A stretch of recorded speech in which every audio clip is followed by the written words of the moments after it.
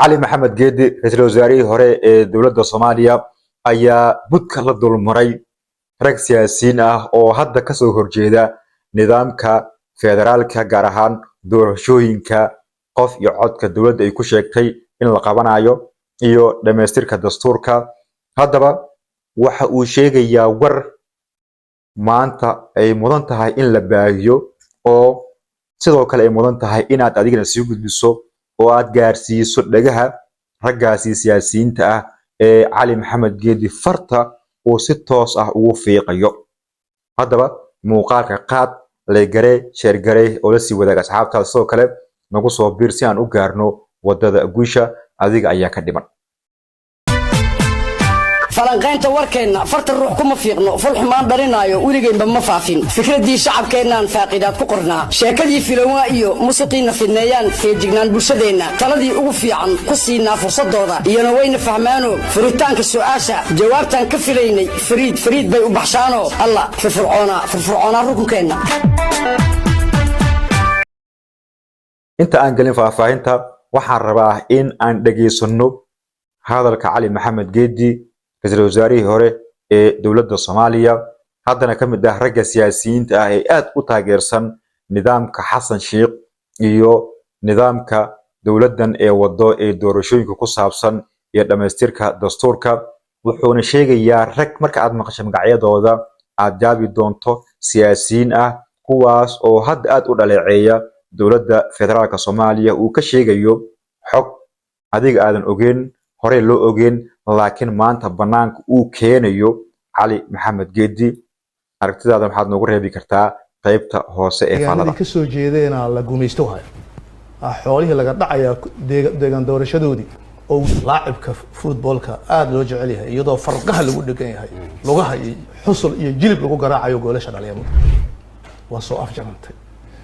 عد قيلنا يسحق قيلسو ترين كقرن كصومالي واسع عد كدقيس وكدي كرتا عد ربطة إني قرن كانوا جنكيس معلن أنكو قولي ست ترين كهراح ومدو حيرتها كشقيان من كسياسيين تهاي مالها كحضلية deegaanadii ka soo jeedeen la guumeystohay xoolihii laga dhacaya deegaan doorashadoodii oo wiilashii laga qoranaya deegaanadii ka soo jeedeen la guumeystohay xoolihii laga dhacaya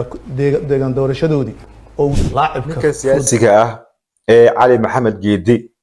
la dhacsan nidaamkan waqtigan jira ee Xasan Sheekh Maxamuud madaxda uu ka yahay dowladda federaalka Soomaaliya waxa uu mid u karbaashay rag siyaasiyiin oo uu ku tilmaamay in ay yihiin magudbayaal deegaanadoodii la haysto degmooyinkoodii la haysto diiday in dastuurka la meel mariyo diiday in deyntii lagu lahaa Soomaaliya laga cafiyo in dhinaca maaliyadda laga shaqeeyo laakiin dhig aan jalaq loo siinin oo laga gudbay tareenka Xasan Sheekhna uu dheereeyo sina soconayo marka adiga ka ahaan marka aad dhageysatay maxaa kaaga baxay maxaa leedahay hadalkan oo uu ku reebi karaa ragga mucaaradka sheegta ee nidaamkan ka soo horjeeda ee raba in dastuurkii 2012 lagu shaqeeyo ee uu ku saxiixnaa Augustine Mahiga balse diidan in baarlamaanka Soomaaliya wax ay meel mariyeen lagu shaqeeyo dalkiina uu noqdo dal leh dastuur rasmi ah haddaba tani jab mayay ku tahay raggaasi siyaasiyiinta maxaa se hoos u dhigay mucaaradkii awoodooda oo waqtigii hore loo arki jiray rag mucaarad oo dawladdii aad uga soo horjeeda banaanbaxaya dawladda sama u aragtaa in ay haysato xulufo iyo jamaahiir waaweyn oo ka hortagaya cid kasta isku dayda in ay u bawac dhigto qaybta faalaad noogu reeb muuqaalkan haddii ku soo gaaro waxaan ka codsanaynaa inaad sii gudbiso adiga oo kaliya ayaa ka dhiman boggeena ay ku soo bir